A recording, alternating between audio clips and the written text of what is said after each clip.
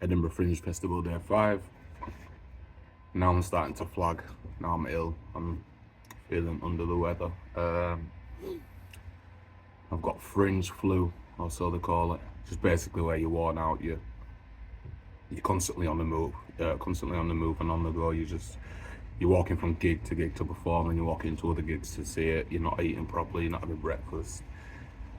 I had a proper rundown that day, and at the start of the day, I had 3 gigs booked that day,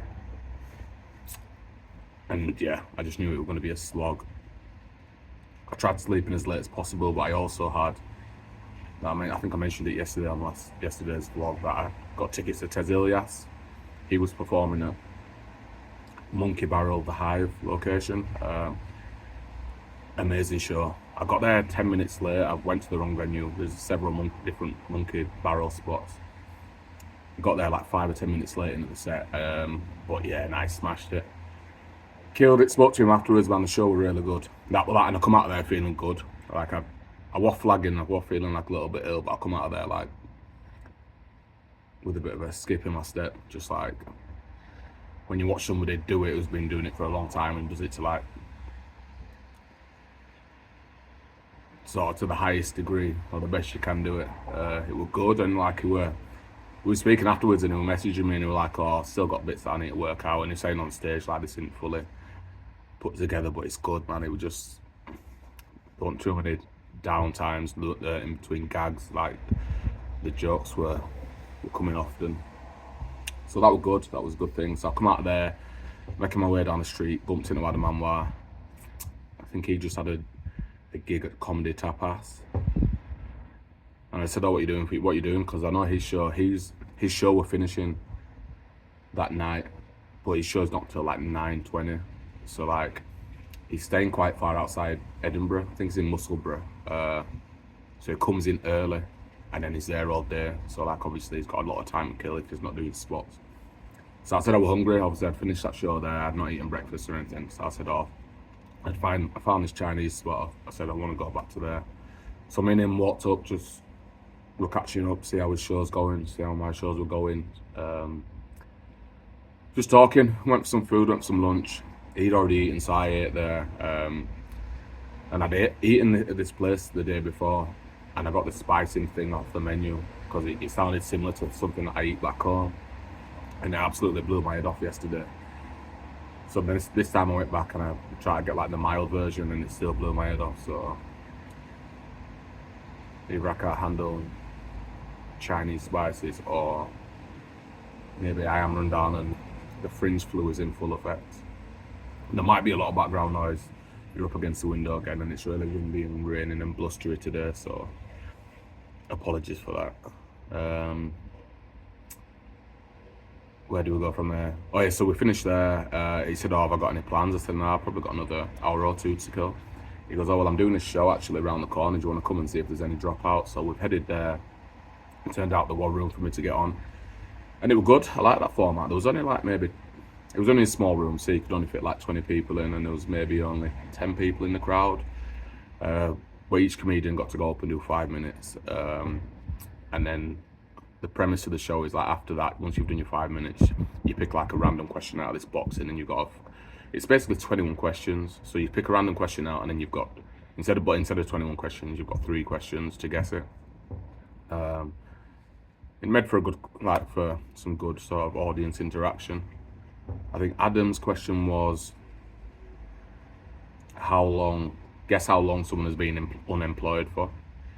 And then my question was, guess how long a couple in the crowd have been together for. I got I went nowhere near with mine. But it was good. Got to riff on that. There was like a 6-year age gap between my couple, and they looked pretty young as it was. So it started getting into like, well, I was worrying that it was getting into like nonsense situations, but nah, it was all above board in the end, so that was good. So then I was leaving there. Adam Anwar was going to perform at another gig, Asian Occasion, I believe. I've headed back, went to Three Sisters to chill before like the Best in Class, before it was time to start doing the Best in Class flyering and that. Um, and yeah, just sat down, had a drink. I was feeling under the weather, like I was feeling grim. Then met Tasha, met Gary, started flying, and the footfall was really. It's probably, I don't know if it's been the lowest, but like there weren't that many people about. So it felt like you want handing out as much flyers as possible. I think we only had pre-sales. I think we only had 6.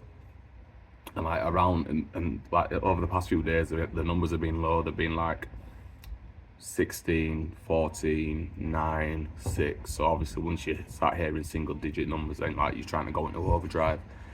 But we had some good conversations, had some promising like conversations outside. People like, oh yeah, we'll come back for that. We're just gonna go get some food, blah blah blah. And then yeah, went upstairs 15 minutes before the show, started to sort out all the tech and stuff, and opened the doors, and 30, 40 in again. Like honestly, I can't complain. Such a nice, lively crowd. I hosted again. Who come on first? Gary come on first, did well. Tasha went on, closed it, roofed it. So it was good, man. It's a good vibe. And then I've come out of there. Started with Tasha, her mum, another comedian, Jen, we all went out partying together last second night in.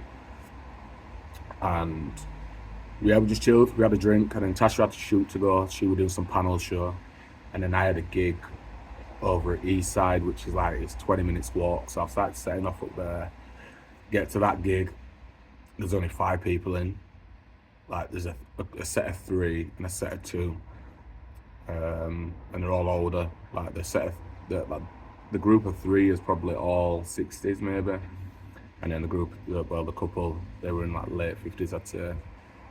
But they were from the UK, so like a lot of my material, you need like there's a lot of UK references basically, and if you're not from there, then it's hard to sort of grasp, to get the joke essentially.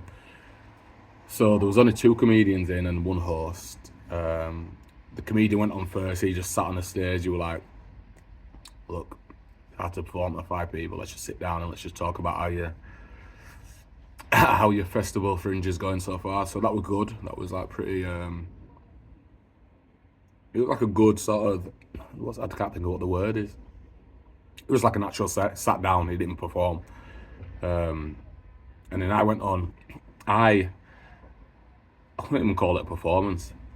I didn't sit down, but like there's a big pillar in the middle of the stage, and I literally just rested up against it, and I just had my mic, and I was just talking to them, and it was more conversational.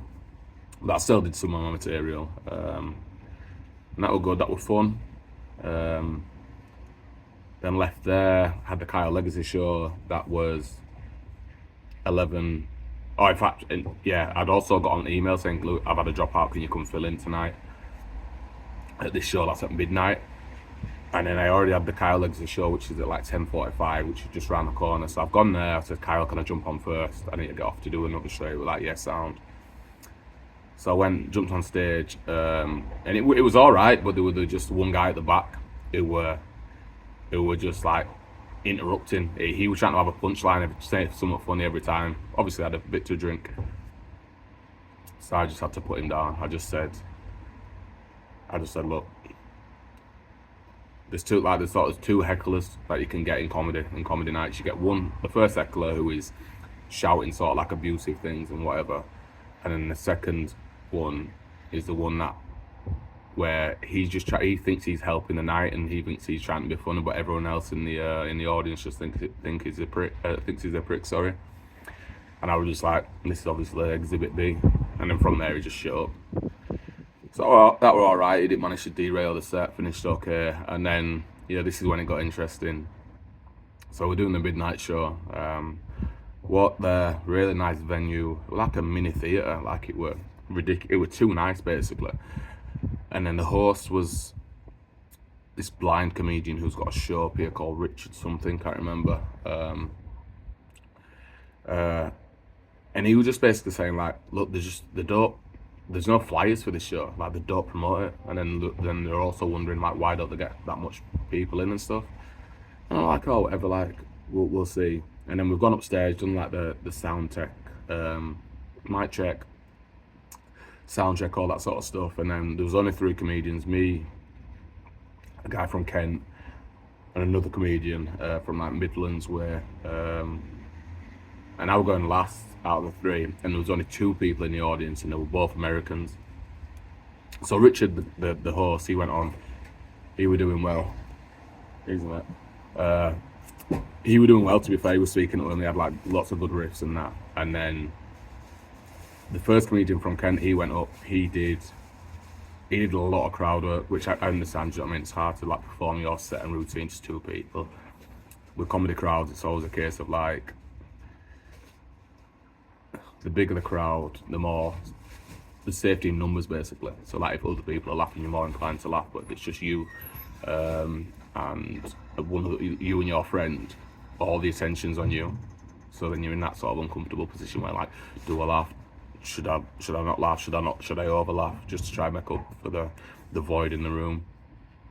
But yeah, so he did well. He did as well as he could do, really. Did a few of his own jokes at the end, and then and then the second comedian who went on, who I've seen perform before.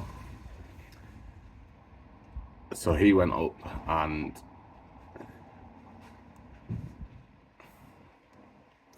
how do you put this?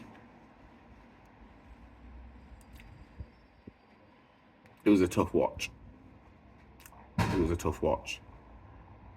it was that tough of a watch that once he'd finished and walked back up to where the comedians were sat,